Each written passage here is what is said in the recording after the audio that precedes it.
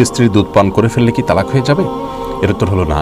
ভুলে যদি স্ত্রীর দুধ পান করে ফেলা হয় তাতে স্বামী স্ত্রীর মধ্যকার সম্পর্ক নষ্ট হয়ে যাবে না, তালাক হয়ে যাবে না।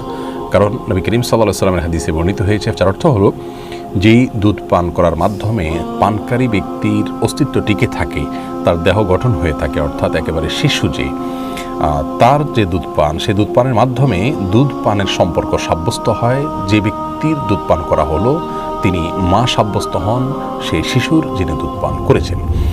তো এ হাদিস থেকে বোঝা যায় যে একেবারে শৈশবে যে দুধ পান করা হয় তার মাধ্যমে শুধুমাত্র দুধ পানের সম্পর্ক সাব্যস্ত হয়। অন্য হাদিসে আসছে হলো 2 বছরের মধ্যে যে দুধ পান করা হয় এর মাধ্যমে দুধ পানের সম্পর্ক সাব্যস্ত হয়।